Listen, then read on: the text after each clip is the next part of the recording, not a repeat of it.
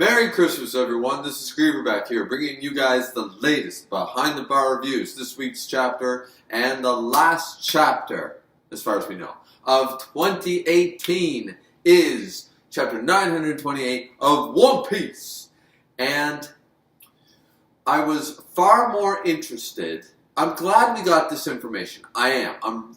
This chapter, to me, felt like jumping into a different manga for a moment. Do you know what I mean? Like, I'm very happy that we know somewhat, but once again, they could turn that on its head. Like this courtesan woman, Komotsuts or whatever her name is. I'm very bad at Japanese pronunciation.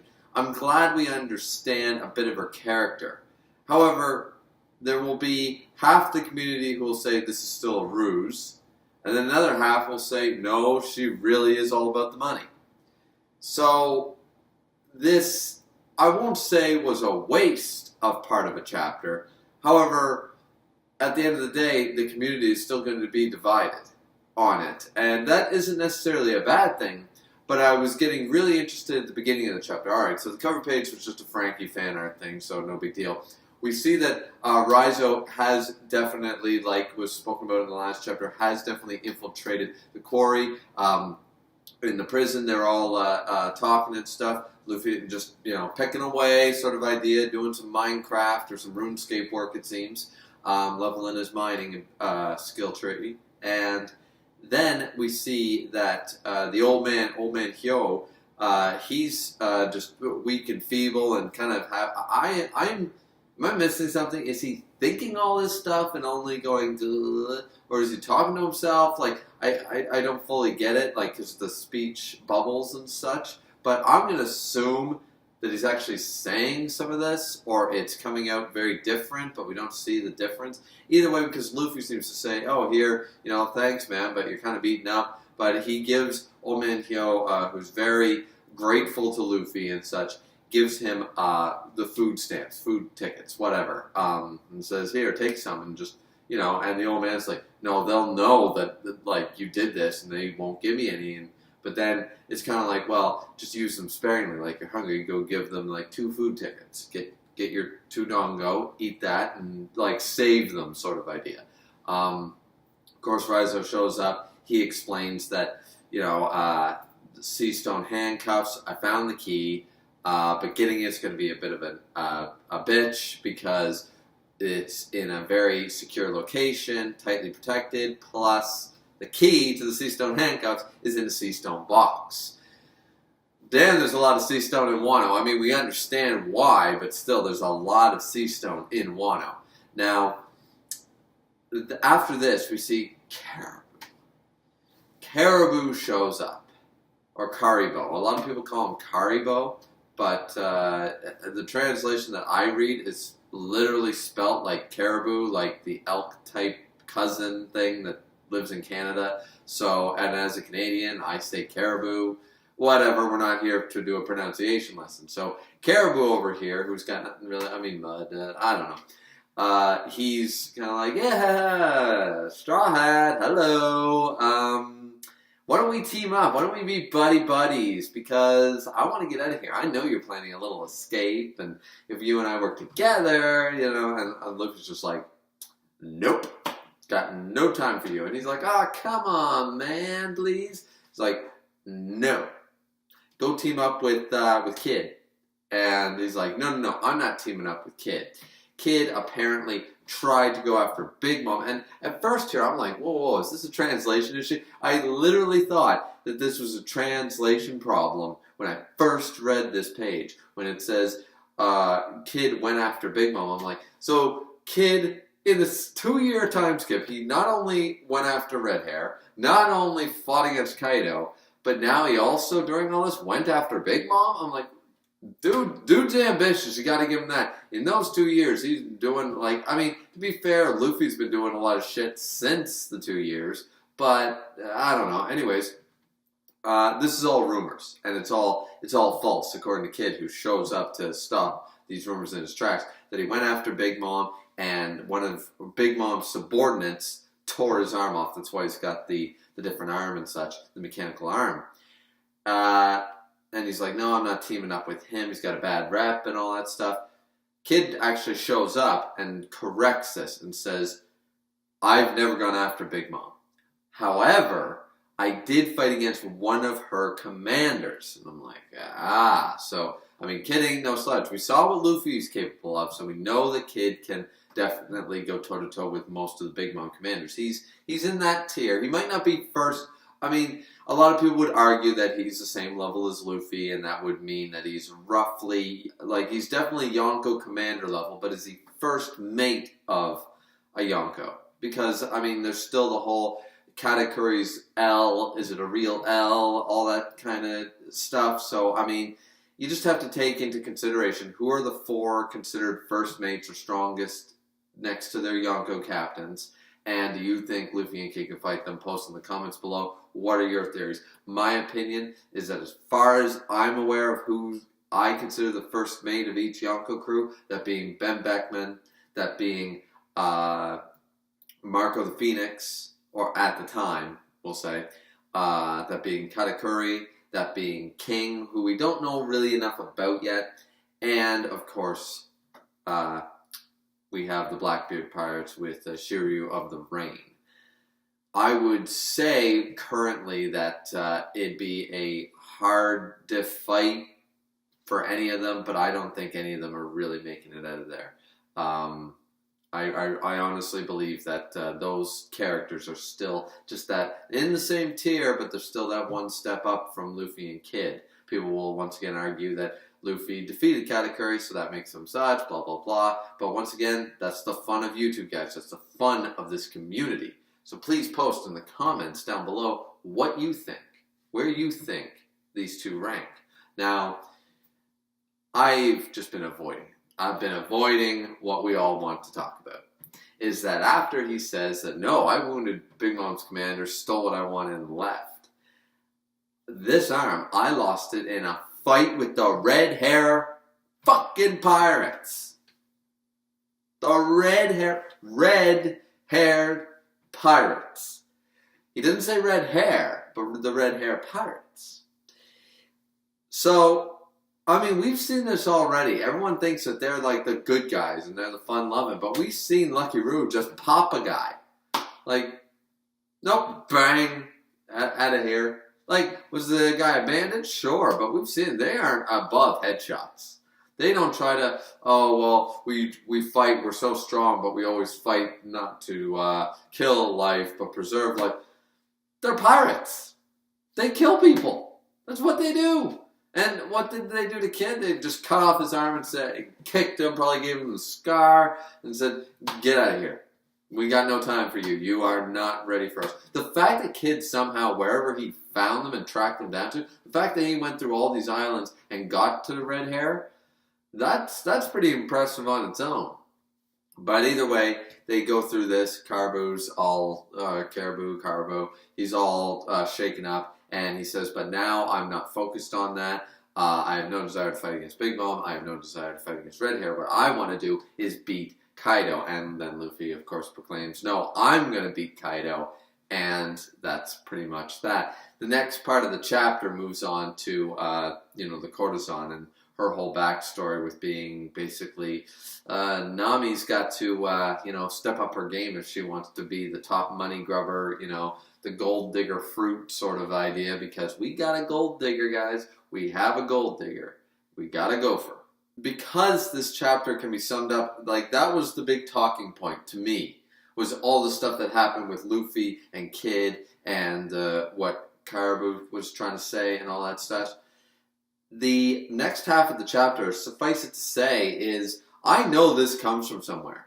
I did watch Joy Boy's video on the original, what this character, I guess the namesake is based off, the whole prostitute courtesan thing, Kenpachi, and all that such. By the looks of this did not happen, or it's a twist on that tale. But I've seen this. I don't know what movie, I don't know what TV show, but I have, the backstory of this character, of her basically playing the part and pretending to be, being part of a brothel and basically saying, oh, please, I want to buy my freedom, I'm in love with you sort of idea, and using men to gain money, and in the end, she's actually in charge, or she's at least, that's what she's using it for. She doesn't care, she's all about the money, and she basically robs rich men until they're poor. I know that that's a common concept in a lot of things, but the staging, the Japanese style, the brothel, the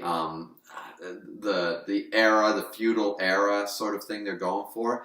I know I've seen a movie or a TV show that basically followed that, and I cannot remember what it is. I've been racking my brain all day since I read the chapter trying to figure it out, and I've come up empty. But if you guys know which movie I'm referring to, or which TV show, or another manga perhaps, I really am drawing a blank. But I know when I read this, I went, I've seen this story before. I've seen this like point for point. So post them down in the comments below what you guys think this is. But suffice it to say, there's not much to talk about. She's a gold digger. She pretends to love men while she's stuck in a brothel, and then she basically says, please buy me out, and then I'll be free and I can love you and we can be husband and wife. She charms these men with her beauty and her whatever, and and the look of her, drawn in that very seinen type of eyes and style, that very slice of life, big detail on the big eyes and such.